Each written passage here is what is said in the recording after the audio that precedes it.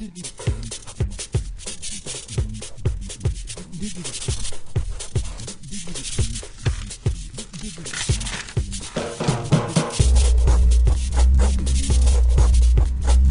ladies and gentlemen, I think it's time for us to welcome warmly to this stage at the New York Public Library James McBride and Spike Lee.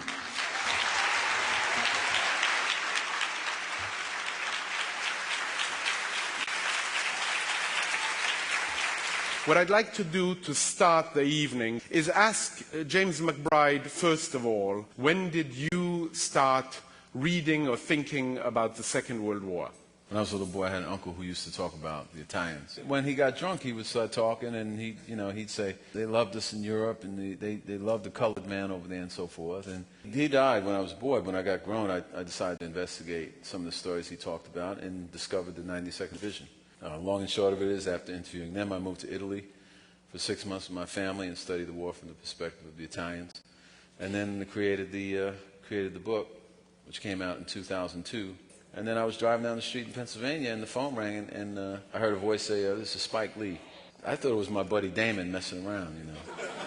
And he said, "No, it's really Spike, and I love that book." And he said, "I'm going to make it as a movie," and he made it happen. My father had bad feet, but his two older brothers drove trucks with the Red Bull Express. Patton's Third Army was going so fast, they were going beyond the supply line. So they formed a special group of black drivers who drove at night without lights, all types of crazy stuff through the German lines to keep Patton going all the way to Berlin. And so it wasn't until I became a filmmaker that I said one day I would like to do a film about World War II, but it wasn't until I read James' book that it became a reality.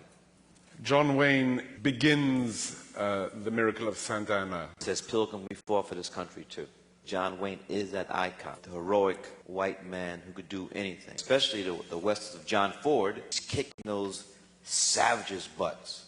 Not only builds up the white race, but demeans other people. This is a time when the armed forces were still segregated. You know, you're talking about 1.1 million blacks who served in the Army and 15,000 who served in Italy in World War II, and 1 in 4 was a casualty.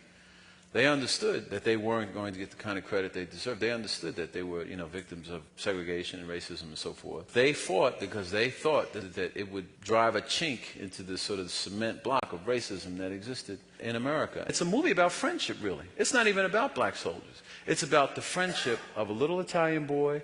It's about what black Americans feel every day, that we are truly inside human.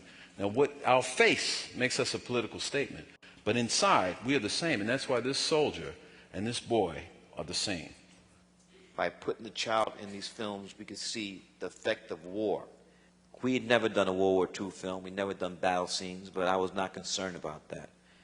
I was concerned about, we got to make sure we get the right kid for the role of Angelo. And we had an open call in Florence, and 5,000 Tuscan kids showed up. And it was obvious to me that Matteo Schiabordi was the one. James had wrote the line for this Dems character.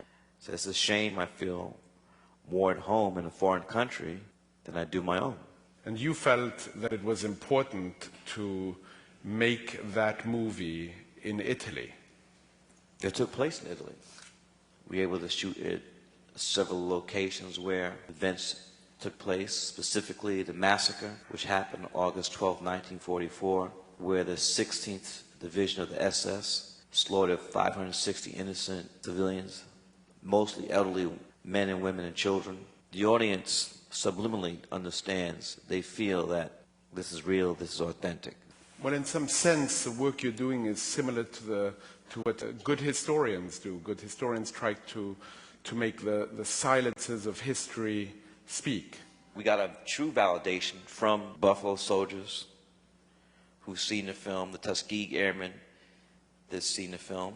There's no way one film can eradicate the omission or the effort of African Americans to World War II from the films that have been coming out of the studio since 1945.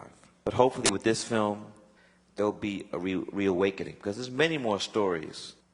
There's a very famous study was done in the 1920s about Negroes in the Army, which came to the conclusion they're stupid, they have no courage, and when bullets start flying, they're going to run.